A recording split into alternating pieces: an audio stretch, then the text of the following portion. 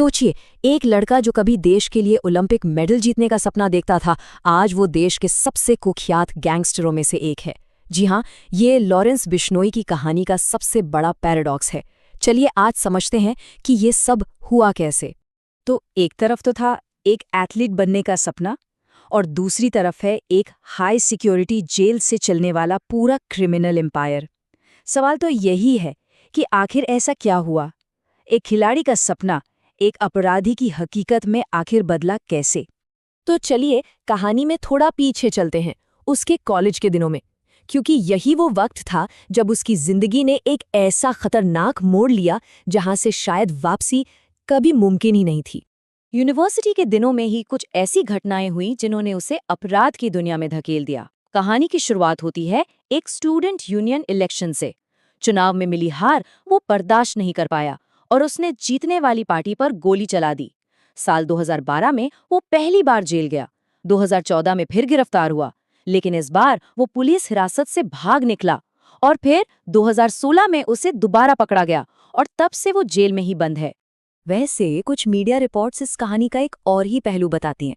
दावा ये किया जाता है कि वो एक लड़की से प्यार करता था जिसकी एक विरोधी गैंग ने हत्या कर दी थी, और कहते हैं कि बस उसी का बदला लेने के लिए लॉरेंस ने जुर्म की दुनिया में अपना पहला कदम रखा। लेकिन लॉरेंस के जेल जाने से कहानी खत्म नहीं हुई, बल्कि यहीं से तो असली खेल शुरू हुआ। जेल की सलाखों ने लॉरेंस को रोका नहीं, बल्कि उसकी कोठरी ही उसके बढ़ते क्राइम सिंडिकेट का हेडक्वार्टर बन गई। पंजाब की भटिंडा जेल हो या दिल्ली की तिहाड़ जेल, उसका नेटवर्क वहीं से चलता रहा। तो सबसे बड़ा सवाल यही उठता है, आखिर कोई जेल में बंद होकर ये सब कैसे कर सकता है? चलिए उसके काम करने का तरीका, उसका मोडस ऑपरेंडी समझते हैं। इसका तरीका ना बहुत ही सीधा है और शायद इसीलिए इतना खतरनाक भी। लॉरेंस जेल के अंदर से अपने गुर्गों को टारगेट बताता है।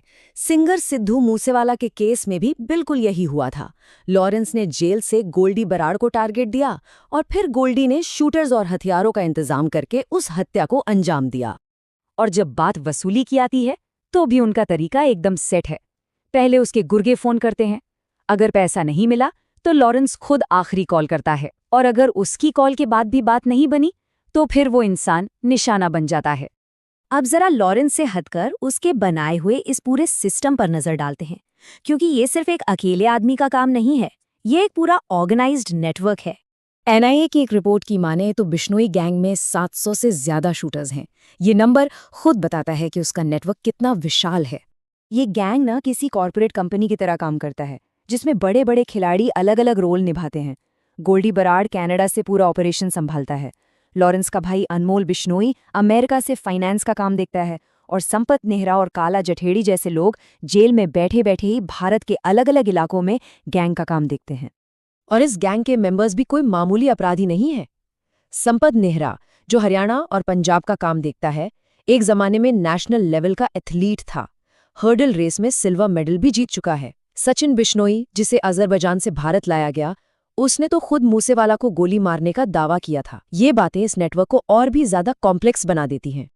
और ये सिर्फ एक लोकल गैंग नहीं है, इसका नेटवर्क पूरी दुनिया के कई देशों में फैला हुआ है, जो हमारी लॉ इन्फोर्समेंट एजेंसीज के लिए एक बहुत बड़ी और मॉडर्न चुनौती है। इस चार्ट से समझिए कि ये गैंग अंतर्राष्ट्रीय स्तर पर कैसे ऑपरेट करता है। भारत इसके ऑपरेशन का मेन बेस है।